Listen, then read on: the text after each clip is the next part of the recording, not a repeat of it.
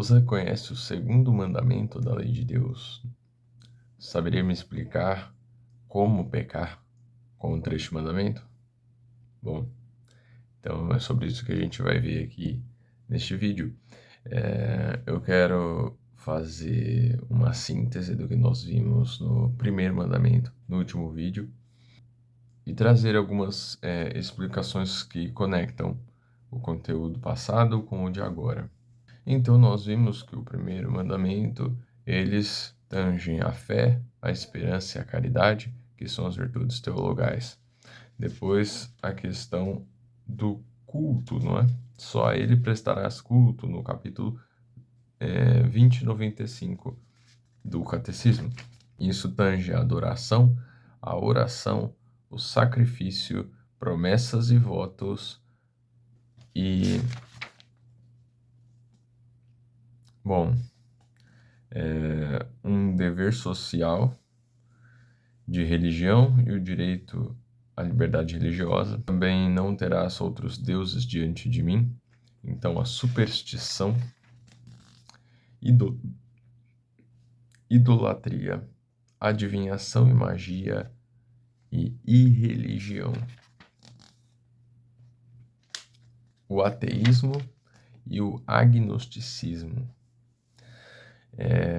Então, eu creio que esses dois eu não citei no vídeo, mas estou complementando aqui, né? Então, o ateísmo, né, eu creio que seja um tanto quanto óbvio, mas o agnosticismo é um tema de dúvida para muitas pessoas. Então, eu vou ler aqui o parágrafo 27 do Catecismo. Diz o seguinte: o agnosticismo se reveste de muitas formas. Em certos casos, o agnosticismo se recusa a negar Deus. Ao contrário, postula a existência de um ser transcendente, mas que não poderia revelar-se e sobre o qual ninguém seria capaz de dizer nada. Em outros casos, o agnóstico não se pronuncia sobre a existência de Deus, declarando que é impossível prová-la e até afirmá-la ou negá-la. Famoso isentão, né? Hoje em dia.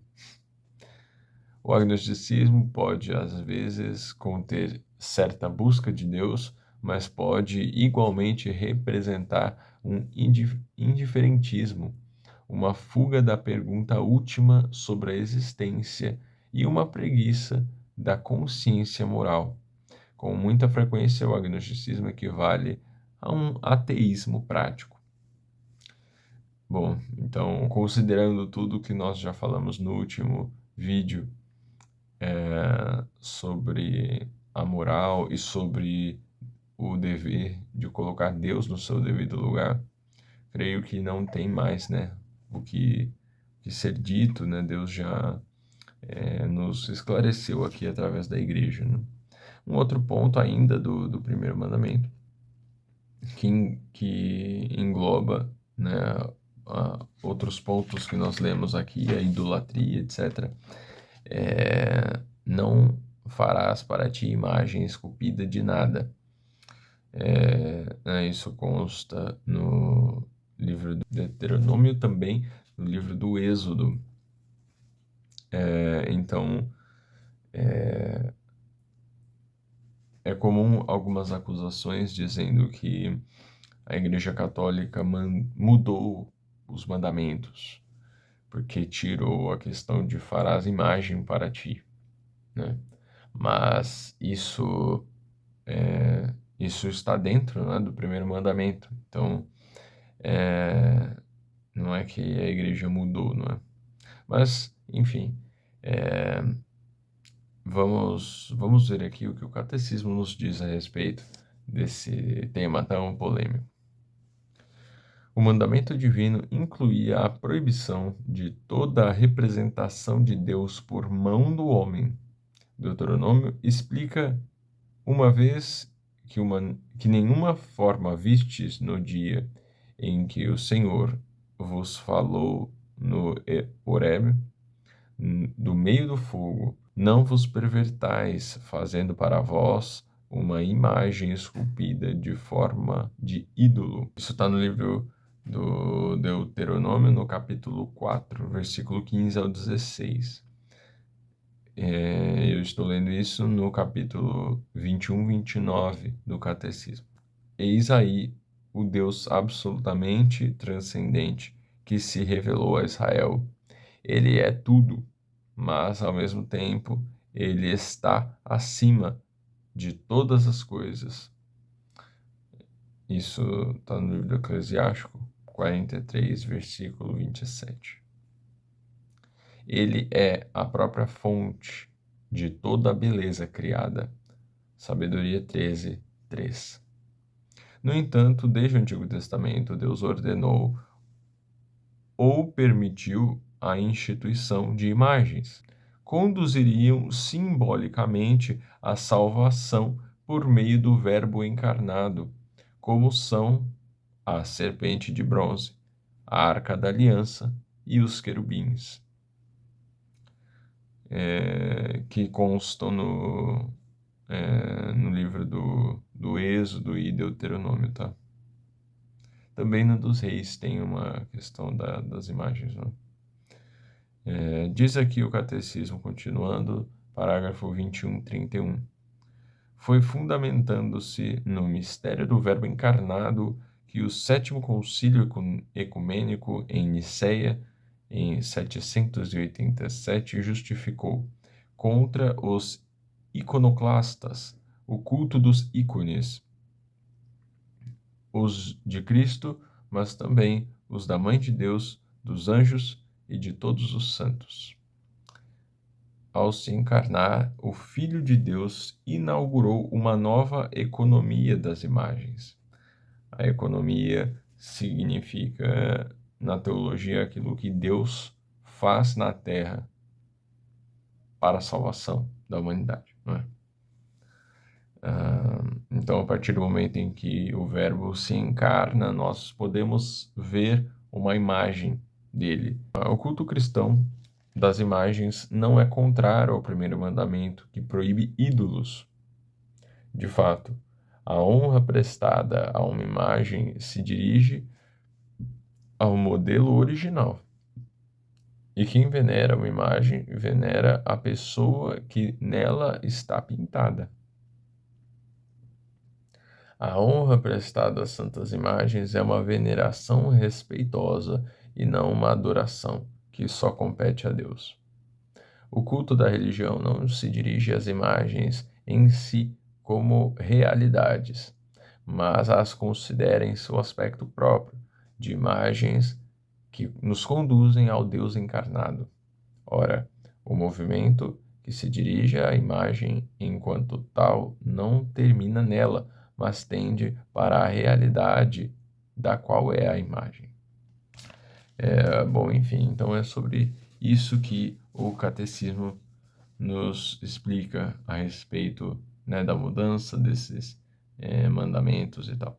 Não se trata de uma mudança substancial ou moral, mas sim uma adaptação formal, né? A realidade dos mandamentos não podem ser mutáveis, não podem ser alteradas. Não é? São realidades imutáveis que estão escritas no coração humano, na própria realidade. Então não seria possível mudá-los, né? Claro, o homem poderia escrever algo, né, mudar as coisas, mas por mãos humanas, né, num ato até pecaminoso. Mas a ordem da lei natural de Deus não permite, né? Deus não faz uma coisa e depois desfaz, né? Porque se ele estivesse desfazendo, ele teria se arrependido, né, de ter feito, etc. E Deus, ele é plenamente perfeito. Ele faz tudo de forma que se encaixa de forma harmônica, de forma perfeita. Nós que cometemos erros e nos arrependemos, etc, né? Mais uma coisa, o que Santo Tomás vai nos dizer a respeito da mudança, não só do Êxodo 20, como para Deuteronômio 5, mas também lá no Novo Testamento, não é?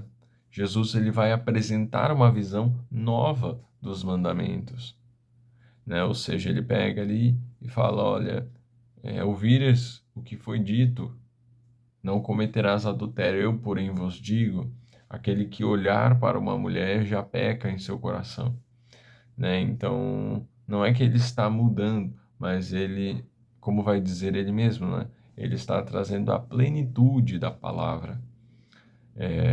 E depois, mais para frente, nos evangelhos ainda, ele vai dizer, né, que o coração do homem ainda não estava pronto para acolher, né, a palavra de Deus em sua plenitude.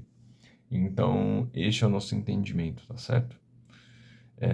Também Deus faz isso de forma histórica e pedagógica, a questão da reformulação dos mandamentos, por assim dizer.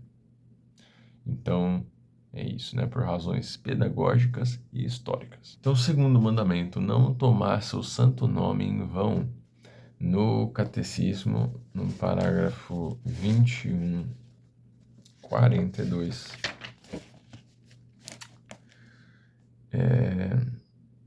o primeiro ponto aqui, o nome do Senhor é santo.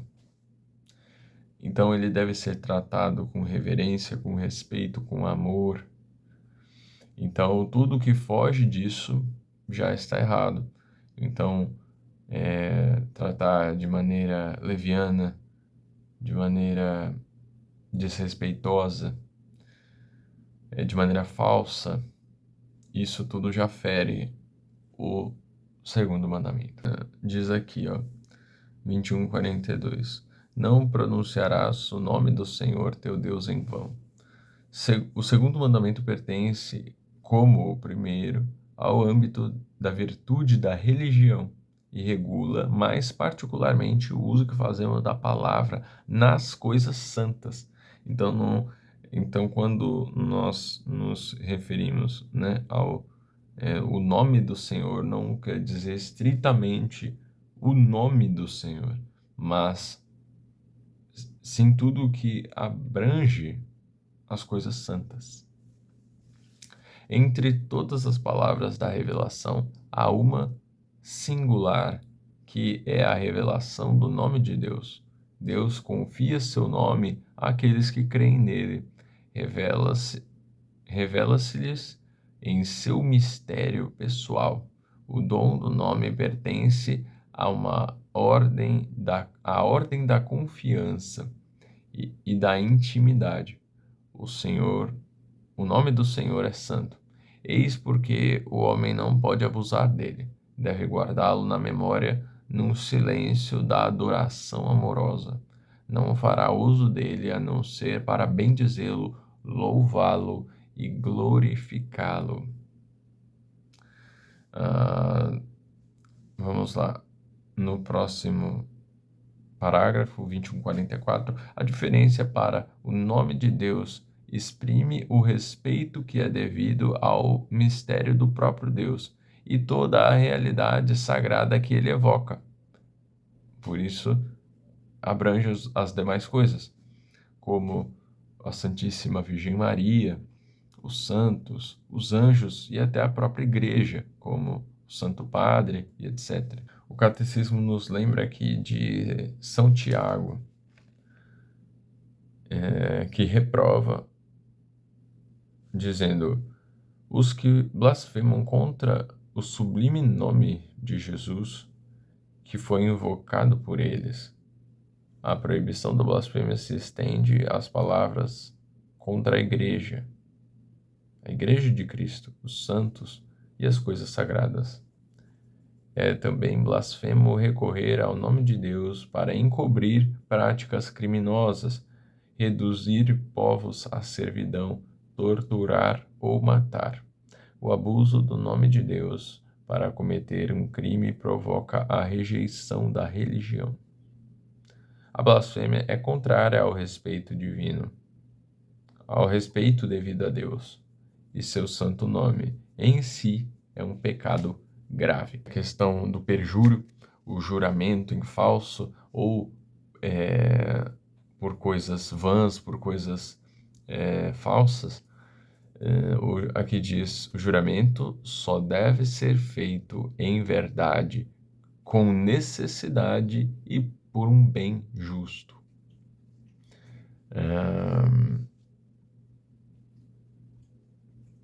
O uso reverente, portanto, no nome de Deus é um ato de adoração.